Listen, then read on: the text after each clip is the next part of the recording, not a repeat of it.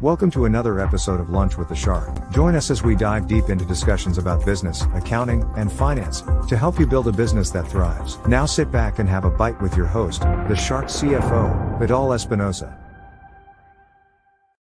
Well, hello, good afternoon. Welcome to a new edition of Lunch with the Shark. I am your host, Vidal, the Shark CFO Espinosa, and it's already Friday. TGIF.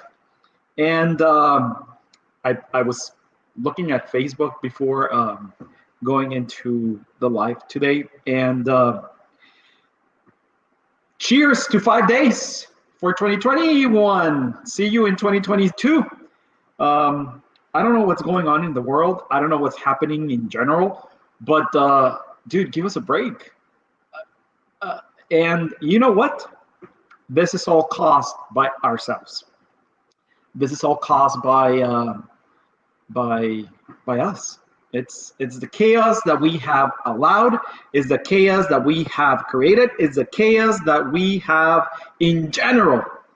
I actually unfollowed someone yesterday. She is a opinion leader. She used to be a TV host. And let me tell you one thing.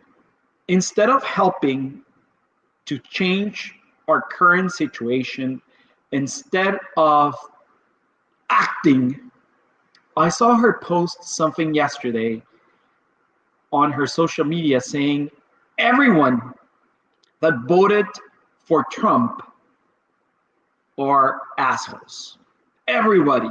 Everyone that voted for Trump are assholes. A day before she posted it, how can you call yourself a citizen of the United States if you're Hispanic or Latino and you voted for Trump? You are not worthy. Dude, generalizing?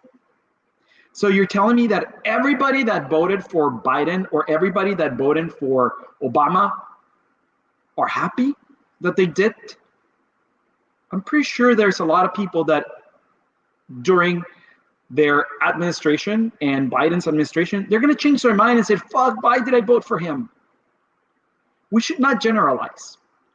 We should be very conscious of our opinion and not generalizing. What she did, she is identical as to Trump by generalizing it when he launched his campaign for president of the United States, saying that every single Mexican was a rapist, a bad hombre. She exactly did the same freaking thing. But our view, because it's our belief, we're 100% right. We're 100% right. So everybody that it's on her social media, do you think they're fucking assholes? I ask you. And if they don't follow you, are they fucking assholes as well? Hey, be careful what you say. Do not generalize. That actually goes against everything that everybody believes. You don't need to generalize. And I'm not saying because I got offended, I'm saying that that's toxic. I'm saying that you are not contributing to the well-being or the order that our country requires. You're Hispanic. You're Mexican. Why the fuck you don't say anything about Mexico? Your family is in the government. Why don't you say anything? I just leave it out there because we need to be conscious of what we say, how we say it, and not generalize. I said it yesterday. It's like saying that the whole Catholic Church, it's a rapist. And it's not. I truly believe that there's a lot of good people in the Catholic Church. The majority of them. Not because 1, 2, 3, a handful, maybe 100 or 1,000 priests are sick and are pedophiles. You cannot generalize that the whole church is rotten. Be careful. Be careful, because as an opinion leader, you are supposed to be careful. Do not instigate the same thing as we are thinking Donald Trump did, or whatever he did, or if he did it or not. It's your opinion. It's your belief. But do not generalize. That actually causes chaos and toxicity in overall social media and in your community. People will follow you because they believe on what you believe. You align with them. But be careful. Be careful, because as a leader, look what happens when you filtrate or you put a belief on your community and it goes out of your hands. It goes out of control. Look what happened 2 days ago. So be careful. Be careful out there. Be careful on what you actually believe in general. I'm talking now in general. Be careful on what you believe. Be careful on what you read. And actually do express your opinion without generalizing. Without generalizing. You can't be like that. You have to be, or you must be, tolerant. There's 1,000 million religions out there.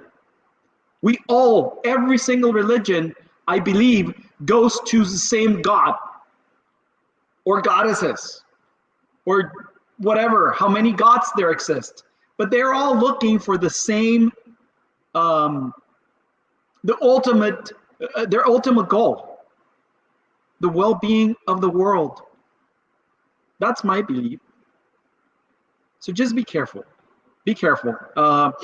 I've been several times prior to this comment that she did, close to unfriending her and unfollowing her,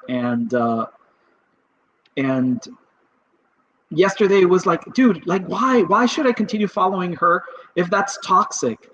Her beliefs are not in alignment with mine. And the fact that they are being generalized as to every single individual in the world, in the United States, and mind you, it's almost 50% of the United States population, they're assholes? Wow. That's a huge statement. Prove it. I dare you to prove it. I'm pretty sure a lot of people here know who I'm talking about. I'm pretty sure the people that follow me and see this video know who I'm talking about, and they're probably going to go out and say it if I don't know, maybe, I don't know. But just beware. Be careful. Whomever is a leader, whomever gives their opinion and it's being followed, has a following, 1, 2, 3, 4, 5, 10,000, 100,000, whatever the amount is, we must be careful. We must be careful, because look what happens. You cannot be radical. And yesterday, actually, I had one of the greatest experience so far in the year, and overall in general, because nowadays, everything is about experience. My belief is that it's no longer, or it's never been, about material things. It's all about experiences. And I had the experience of taking my nephew on an experience on his own. We actually went to a barber shop that he actually follows on Instagram. I won't say that the barber who helped him, it's Miguel Angelito's idol, but he likes him. He follows him. He is impressed on the work he does, and he got a new haircut. He got his hair colored. He's 13 years old, and he's exploring and discovering life. You should have seen his face as he entered the barber shop. You should have seen his face when the guy that he follows, sort of an artist, approached him, fist bump his hand, and helped him, he was really excited. His face, I can assure you that it's every single cent that we invested in this. It wasn't that much though. Worth it. Just the face just by looking at his face after everything had happened, it was like, wow, it was amazing. And one thing that actually surprised me is that Miguel Angelito does not keep quiet. He talks and talks and talks and talks and talks and talks like a normal 13-year-old. But he talks about everything. He's really chatty. And he was talking about football. He was talking about baseball. He was talking about the friends or the people that he follows on Instagram. And the barber asked him, hey, so what is it that you're thinking of being when you grow up? He said, oh, I don't know. I've been thinking about maybe becoming a chef or being a baseball player or things like that.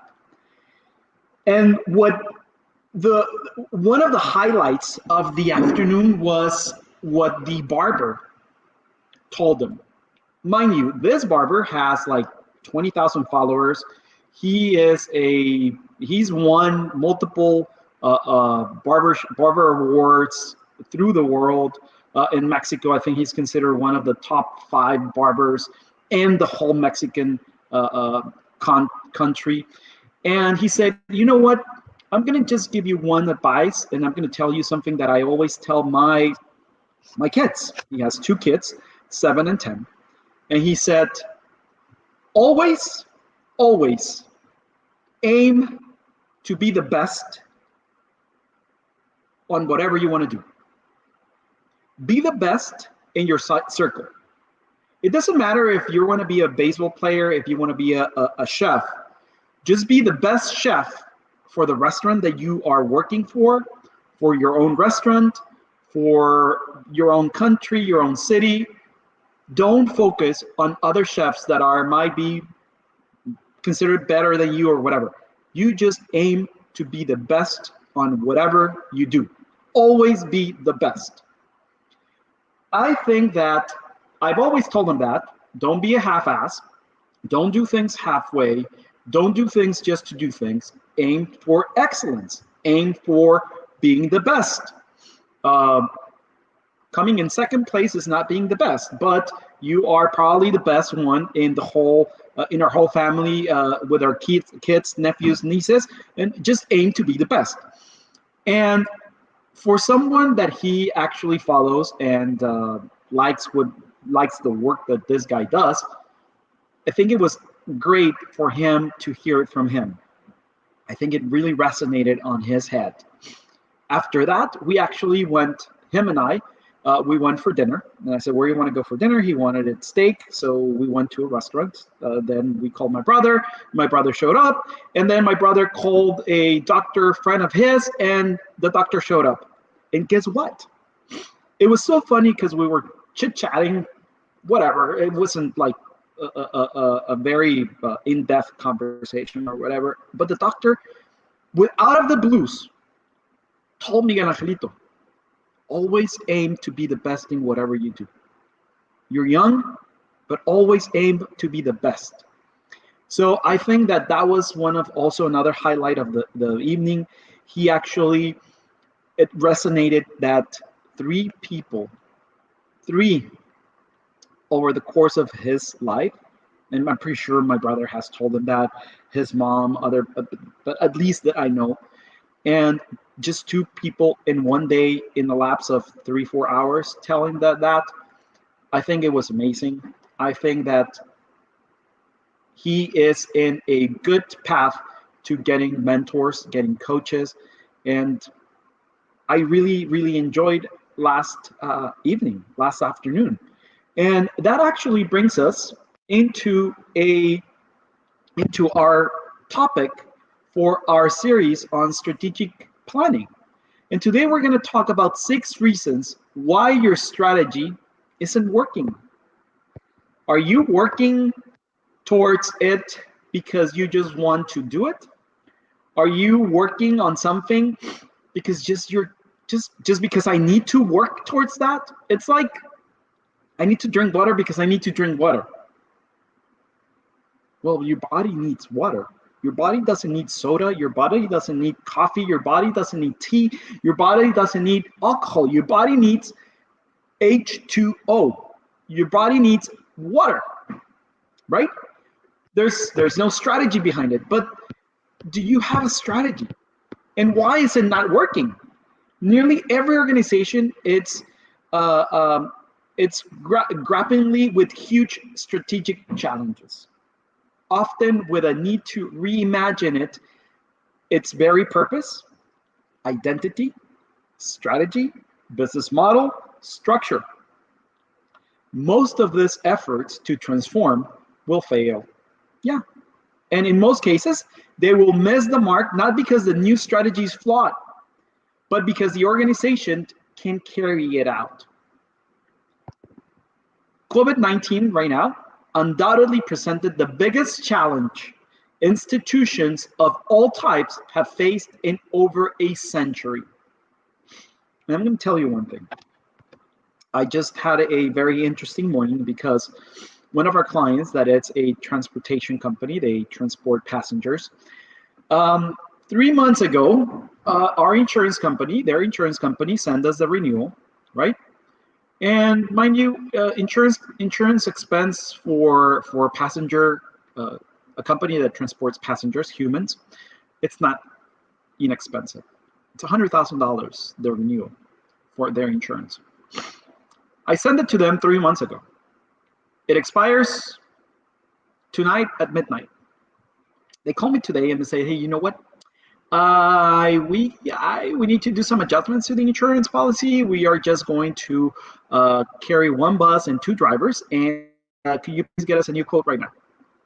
Dude, the offices are in the East Coast. We're 3 hours behind them. They're 3 hours ahead of us. I don't think we're going to be able to get you a new quote or re-quote it right now. If you have a gap in insurance, it's going to be close to impossible to reinsure you and or for you to continue operating. You did not plan accordingly. You fail to plan. You failed. And it's not because of COVID. It's because of your lack of organization. It's because of the fact that you can care less or you pay no attention. Leaders will have to reimagine their strategy and value in the context of the new normal. But fuck that word. Fuck the new normal. We must adapt as our environment changes. My experience in working and studying corporate transformation points to the 6 common reasons for failure. Let's talk about the one. Unclear values and conflicting priorities. Often, the underlying problem is not that it's not this or that strategy. It's not. But rather the process by which the strategy was formed. Lack of organization. 3 months ago, I sent the renewal, and less than 24 hours prior to being renewed, oh, you know what? Let's change it. Lack of such processes, lack of vision, lack of mission, lack of focus. What's your priority? You have your priorities completely conflicting. Is your priority operating? Is your priority your own business expenses? Is your priority your own well-being? For those individuals that use their companies as their piggy banks and try to draw everything from your business as a business expense, even though it's for your life.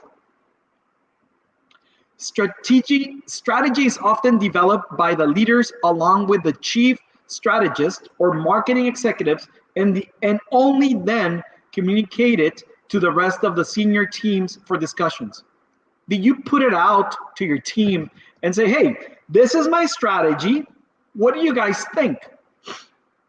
They are the ones who are the experts, the team underneath you, because they are the ones that are in direct contact with the social media, with the clients, with the vendors. You're not. You're directing. You're the orchestra leader. You're in front of the orchestra, just directing them on how to play. But they are the ones who have the insight to those strategies. Maybe you have it all wrong.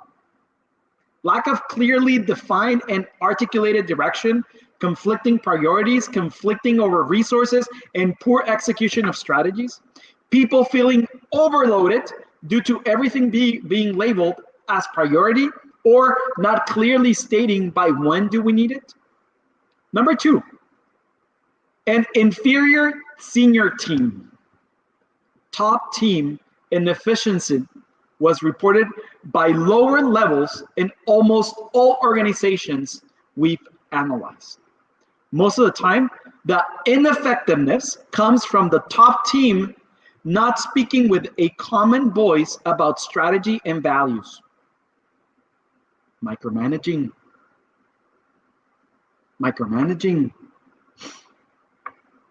Your organization is suffering from these barriers if you notice any of the following signs.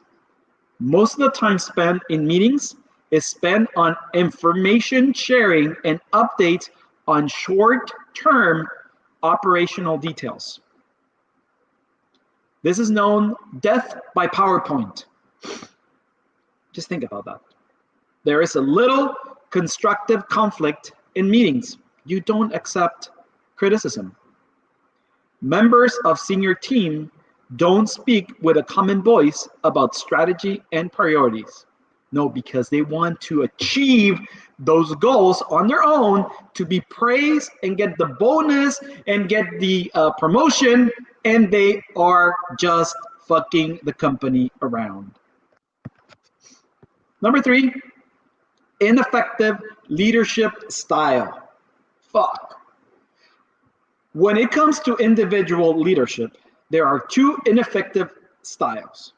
A top-down approach that does not involve team members sufficiently, and laissez-faire, non-confrontational style. Oh, I have so much to say about this and about a company. When your experience comes from the corporate world, when you supposedly manage 2,000 employees, and you try to utilize the same strategy for a company that has less than 20 employees, it doesn't work. It doesn't work because that's not the proper organizational culture for a micro business compared to a corporate organization. Corporate organizations are very centralized. They can care less about what the employee says, because in reality, if they tell you, oh, well, we value your opinion and we want to know what you really think and how we can improve our processes and systems, please let us know. They can care less. But in an organization that has less than 20, you must have your ears clearly open and a focus on them, because they are the ones who are moving this freaking boat. Not you. You're just leading it. How can I identify this? The leaders tend to get lost in the operational details and work one level below their pay grade. This was a clear example on what this person was doing. He was a COO, but he was doing everything. He had no confidence on what he was doing. The leader is not visible. He had no authority. They spend relatively little time on communicating overall strategies or directing or enforcing constructive debate in order to resolve contesting views. No leadership. Lack of. lack of confidence, lack of trust on what they are doing. Or the leader does not confront issues or people directly to resolve conflicts. They try to avoid this confrontation. They don't want to solve it. Oh, as long as it doesn't affect, well, it affects. It does affect. Number 4, poor coordination. And this brings us to the execution. If you don't coordinate right, if you're directing the orchestra and in your direction you get a wrong beat, that's it. You're fucked. You're done. The sound on the music that they're playing, it goes off. And how do we notice this? It is painfully hard to execute on cross functions, business, or geographic initiatives, often even despite good personal relationships. You just don't have a clear vision. You don't focus. Works on horizontal cross boundaries. He affects teams and is secondary to meeting the goals for one own unit. Maybe he just wants to focus mostly on sales and he loses focus on cost controlling, managing, growing. No. Let's just focus on sell. And what about everything else? What about cut costing? What about controlling the team members' schedules? Roles and responsibilities and decisions, rights are unclear. Number 5, inadequate leadership development. Wow. Research has shown that leaders usually develop not through training, but by carrying out challenging new assignments. This requires managers to sacrifice for the larger good by giving up their high potential leaders to other parts of the organization for their development. And I've said this. Do you know what Walt Disney organization does? They actually incentivize, they actually motivate to people to move around on different departments. We've seen it firsthand. When we attended the Disney Institute, we got one lecture by the chief of security at the Disneyland resorts in Anaheim. She started it as a what is it called? As a the people that clean and sweep the park. She started it there. She started it by sweeping and cleaning and emptying trash cans. She then moved around and she was the head of security for the Disneyland resorts. And they actually incentivize that. They actually motivate their team members, their cast members, to do so. They actually offer development, whether it's professional, personal development. They offer that. They incentivize. Your organization is suffering from this barrier. If you notice, if the following signs, it keeps coming down to the same usual suspects when something important needs to get done. Oh, he can do it. Let's call him. Oh, he can do it. Let's call him. He can do it. Let's call him. Everybody, just one person or two person are the problem solvers. Too few opportunities are provided for leadership and management development. No. There's no room right now for growth. There's no room for improvement on this department. You stay there.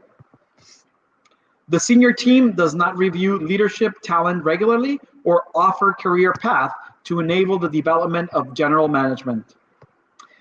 Since you're a really good salesperson, I'm just gonna leave you there. No. We can't move you to the sales manager role because no, it's not possible. Or you're not measuring that, and you're not measuring what each sales team member is doing. You're just measuring the whole sales department, and maybe just one person is carrying the weight. Do you know that?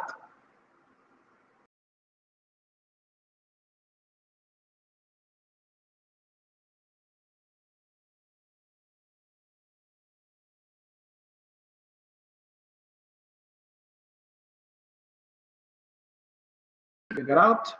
Hello, there it is. There it is. Something happened with my computer, but there it is. So, and then number 6, inadequate vertical communication. Inadequate, honest vertical communication is like a bad game of telephone. The necessary information about an organizational strategic direction and value does not circulate from the senior team to the lower levels. How about that?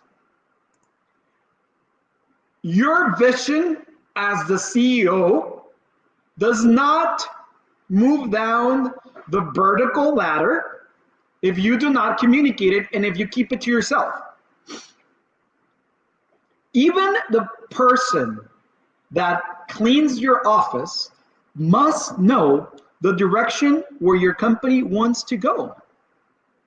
Because everybody in your team, from the bottom up, they have dreams, they have goals, they have expectations, they believe in your company, and they want to be part of the company, and they want to grow with the company. Have you asked them, or are you assuming, or you just see them as individuals that go in and out, and that's